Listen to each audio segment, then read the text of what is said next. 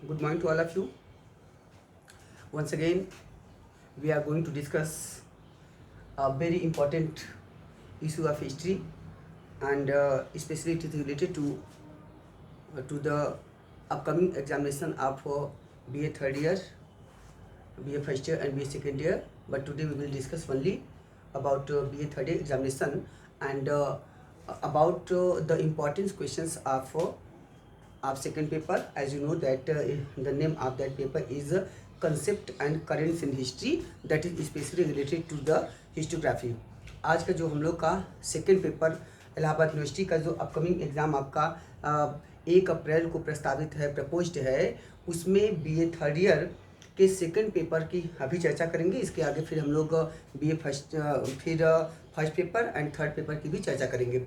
इसमें हम लोग देखते हैं कि जो अभी कर्टल्ड सिलेबस हुआ है और due to the covid effect, तो कोविड इफेक्ट के बाद जो सिलेबस कम हुआ है या उसको काट दिया गया, रिड्यूस कर दिया गया है, उस reduction and after the curtailed syllabus क्या सिनारियो है, कौन से क्वेश्चंस आने की संभावना है, क्योंकि आपका एग्ज़ाम आपको पता है कि लगभग 2019 के बाद कोई भी एग्ज़ाम्स हुआ नहीं है, सब प्रमोट हुए हैं। तो ऐसे कंडीशन में अब जो सिनारियो है वो क्या कहता है, ठीक है। चलिए स्टार्ट करते हैं। आपको टोटल 5 यूनिट है, तो टोटल आपका 5 यूनिट है। उस टोटल 5 यूनिट में पर यूनिट आपसे दो क्वेश्चन पूछे जाएंगे और उसमें से आपको एक एक क्वेश्चन सॉल्व करना है। ओके, तो कुल मिला के आपसे टोटल 5 यूनिट में 10 क्वेश्चन होंगे और उस 10 क्वेश्चन में आपको टोटल 5 क्वेश्चन करना है। 5 questions should be attempted and time अगर बात करें तो टाइम आपको 3 आवर्स होगा। ओके, तो आप लोग को याद रखना है कि हमें कुल मिला के लगभग एक प्रश्न पे 30 से 32 मिनट आपको टाइम मिलेगा। उसी के अनुसार आप आंसर राइटिंग कीजिए और उसी के आधार पे आप अपने फैक्ट्स एंड अपने जो क्वेश्चंस हैं उसको कोडिंग करके रखिए। किस तरह से कोडिंग और फ्रेमिंग करके आप क्वेश्चन का जवाब देंगे। आते हैं, अगर हम चर्चा करें कि after the curtailed syllabus what is the recent scenario of this examination, तो उसमें जो 5 यूनिट है उसमें चर्चा करते हैं कौन से क्वेश्चंस आने की 100% संभावना है। तो सबसे पहले चर्चा करेंगे हम लोग यूनिट फर्स्ट से आपके 2 क्वेश्चन जो होंगे वे कौन कौन से होंगे, याद रखिएगा। यूनिट फर्स्ट में 3 टॉपिक बचे हैं।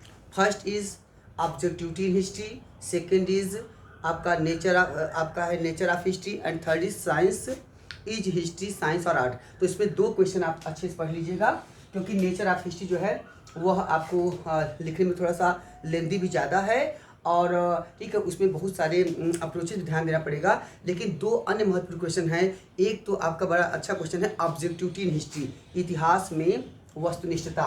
तो पहला आप क्वेश्चन कर सकते हैं, यहाँ से 2 क्वेश्चन याद कर लीजिए, यहाँ से आपका 100% काम चल जाएगा। वे है ऑब्जेक्टिविटी इन हिस्ट्री, मतलब आपका है इतिहास में वस्तुनिष्ठता क्या है, वस्तुनिष्ठता के प्रकार क्या हैं, वस्तुनिष्ठता के कारण क्या हैं, कारण क्या हो सकते हैं, वस्तुनिष्ठता के मार्ग की बाधाएं क्या होती हैं, वस्तुनिष्ठता के लिए आवश्यक शर्तें क्या होती हैं, उन सब की बात आपको यहाँ पे कर सकते हैं। और दूसरा क्वेश्चन यहाँ से आप कर सकते हैं, वह that is very important, is history science और आर्ट, इतिहास विज्ञान है अथवा कला, हिस्ट्री इज अ साइंस और आर्ट, इतिहास विज्ञान है अथवा कला। नेचर ऑफ हिस्ट्री एक क्वेश्चन आप यहाँ से आसानी से छोड़ सकते हैं, क्योंकि 2 में से एक तो 101% रहेगा ही। चलिए दूसरा देखते हैं, यूनिट 2 में चर्चा करते हैं। यूनिट 2 में आपका केवल और केवल 2 टॉपिक ही है and that is related to the approaches of history.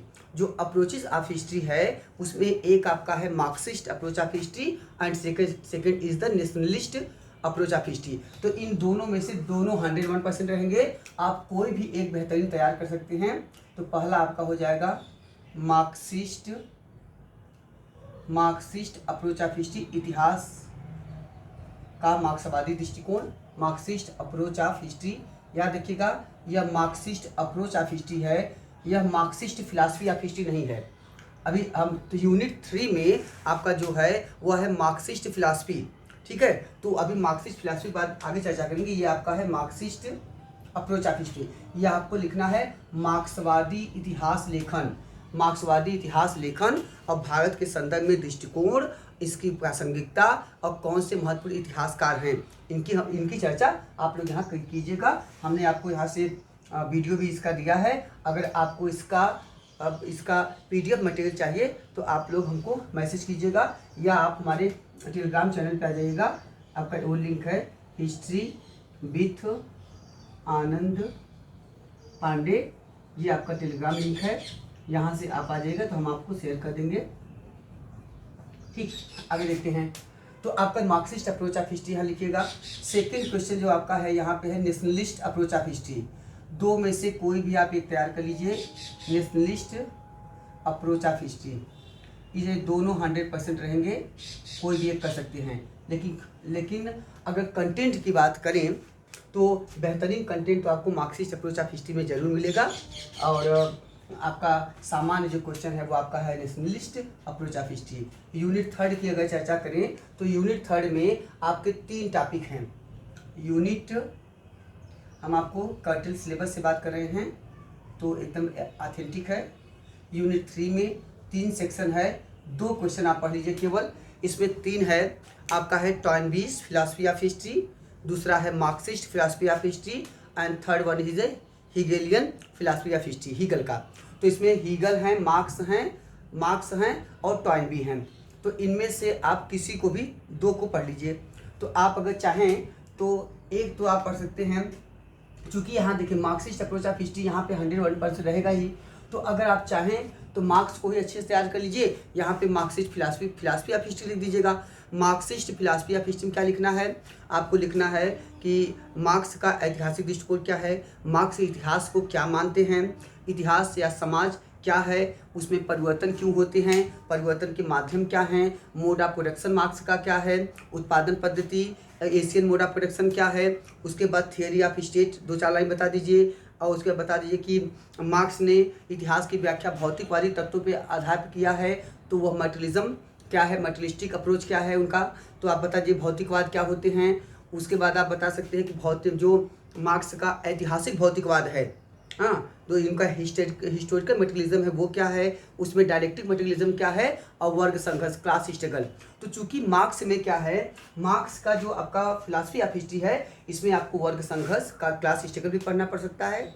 इसमें आपका ऐतिहासिक भौतिकवाद हिस्टोरिकल मटेरियलिज्म आ सकता है या डायलेक्टिक मटेरियलिज्म। तो ऐतिहासिक भौतिकवाद हुई जो है वह द्वंद्व के आधार पे भौतिकवादी तत्वों के लिए द्वंद्व के आधार पे इतिहास और समाज में बदलाव की प्रक्रिया को मार्क्स ने निर्धारित किया है। इसीलिए ऐतिहासिक भौतिकवाद ही उनका द्वंद्वात्मक भौतिकवाद भी है, ठीक है। और इसी द्वंद्वात्मक भौतिकवाद को सिद्ध करने के लिए उसकी एक हिस्टोरिकल आउटलाइन देने के लिए मार्क्स ने वर्ग संघर्ष या क्लास स्ट्रगल का सिद्धांत दिया है।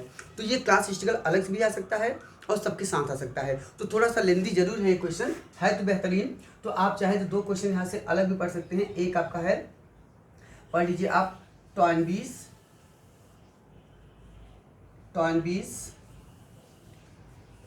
फिलॉसफी ऑफ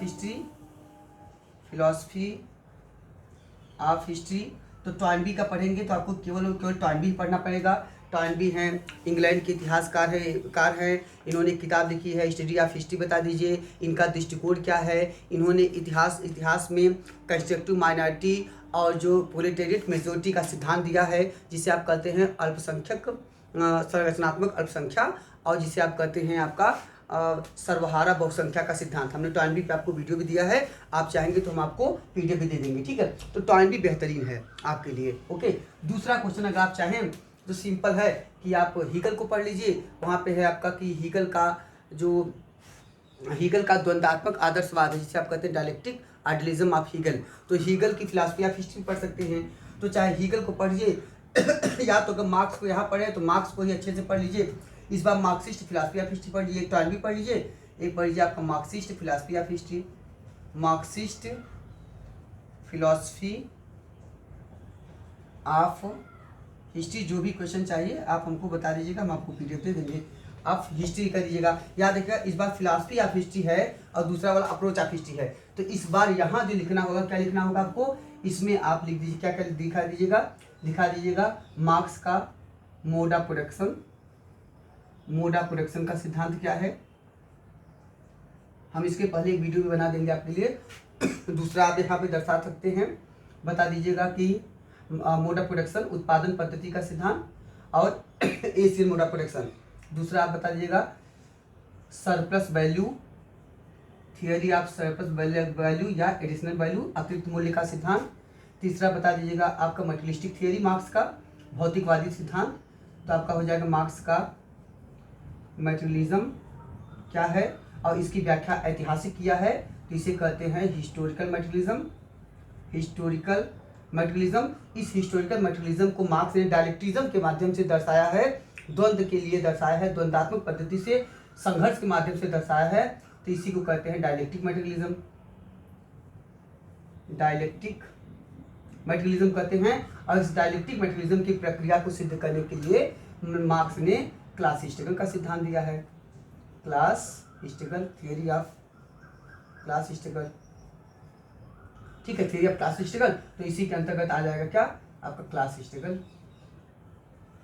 अब क्लास हिस्टोरिकल अगर स्पेशली अकेले पूछ लिया मान लीजिए, तब आप क्लास हिस्टोरिकल बता दीजिएगा कि मार्क्स ने इस पद्धति के माध्यम से यहाँ पे भूमिका बता के फिर क्लास हिस्टोरिकल का सिद्धांत दिया है। उसके आधार पे मार्क्स ने दो वर्ग माने हैं, एक सर्वहारा वर्ग, दूसरा पूंजीपति वर्ग। एक को कहते हैं प्रोडक्टिव क्लास, दूसरे को कहते हैं अनप्रोडक्टिव क्लास। और इसी को मार्क्स ने बताया है कि दोनों में लगातार द्वंद्व हुआ है। इसके आधार पर मार्क्स ने इतिहास को निम्न भागों में बांटा है, जो आधा साम्पुसा से, जिसे हम आधा साम्पुसा में याद कर सकते हैं, जिसे कहते हैं from primitive communism to communism, आदिम साम्यवाद की अवस्था। दूसरा आपका एज ऑफ स्लेवरी, दासता की अवस्था। तीसरा एज ऑफ फ्यूडलिज्म, सामंतवादी अवस्था। चौथा आपका एज ऑफ कैपिटलिज्म, जिसे आप कहते हैं पूंजीवादी अवस्था। And fifth one is age of communism, साम्यवादी अवस्था। इसी पूरी प्रक्रिया को आप व्यक्त कर दीजिएगा। इसमें बता दीजिएगा कि इसमें प्रोलेटेरिएट इंटरनेशनलिज्म क्या है, सर्वहारा अंतर्राष्ट्रीयतावाद क्या है, इसमें प्रोलेटेरिएट डिक्टेटरशिप, जिसे आप कहते हैं सर्वहारा अधिनायकवाद की अवधारणा क्या आती है, इसमें कैसे संघर्ष होता है, कैसे इस संघर्ष में अंततः पूंजीवादी व्यवस्था समाप्त होकर यह सर्वहारा वर्ग की या श्रमिक वर्ग की अधिनायकवादी अवस्था स्थापित होती है, और जो उस ट्रांजिशनल फेज से गुजरते हुए अंततः कम्युनिज्म साम्यवादी अवस्था में परिवर्तित हो जाती है। यही आपका है इतिहास का है। तो ये पूरा लिखना पड़ेगा आपको मार्क्सिस्ट फिलॉसफी ऑफ हिस्ट्री में, ठीक है। तो यहाँ से क्वेश्चन ये खुद भी अलग से भी बन सकता है, यहाँ से मटेरियलिज्म पूछ सकता है, हिस्टोरिकल मटेरियलिज्म का भी सिद्धांत पूछ सकता है। तो ओवरऑल लिखना लगभग कमोबेश इसी को मिला के एक ही जैसा है, बट यहाँ अलग है, यहाँ अलग है, याद रखिएगा। तो दो क्वेश्चन आप पढ़ सकते हैं, यहाँ हीगल छोड़ सकते हैं, ठीक है, कोई दिक्कत आपको नहीं आएगा, ठीक है। अगला देखते हैं यूनिट 4 की अगर चर्चा करें। यूनिट कल हम लोग आगे चर्चा करेंगे आपके BA थर्ड ईयर में फर्स्ट पेपर की, ओके। अगर यूनिट 4 की चर्चा करें तो यहाँ पे दो ही टॉपिक है, एक है आपका nationalism in Germany and nationalism in Italy. तो दो है, दो में से एक कोई भी पढ़ लीजिए। तो आप एक ही क्वेश्चन पढ़ लेंगे तभी आपका काम हो जाएगा, आएगा 101%। तो एक आपका हो जाएगा, वो आपका हो जाएगा जिसे आप कहते हैं यूनिफिकेशन ऑफ जर्मनी या इंटीग्रेशन ऑफ जर्मनी। तो आप यहाँ पे पढ़ सकते हैं unification of Germany and role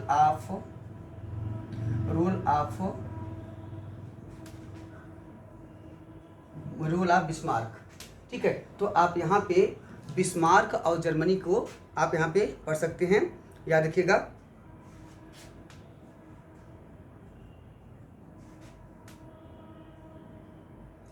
यह BISMARCKS,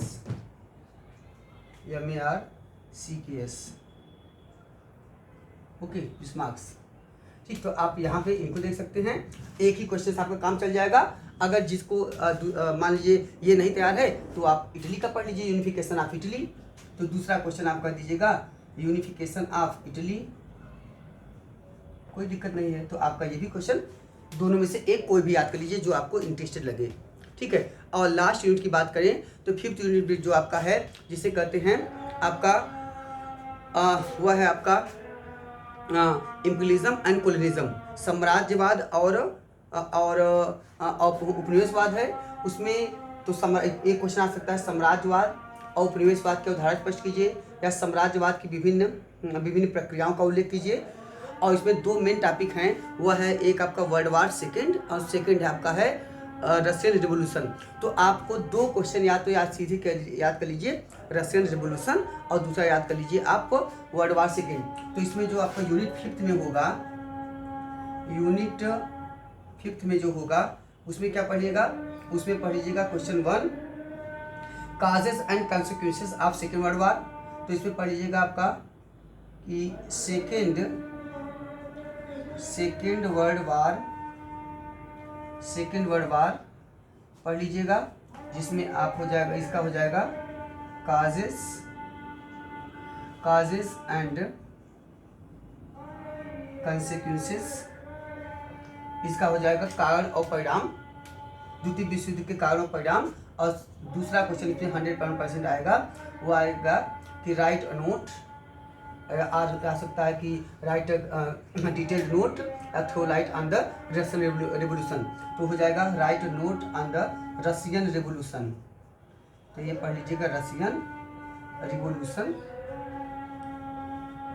ठीक है। रूसी क्रांति और उसके परिणाम। तो रूसी क्रांति भी क्या आ जाएगा, काजेज एंड कॉन्सिक्वेंसेस।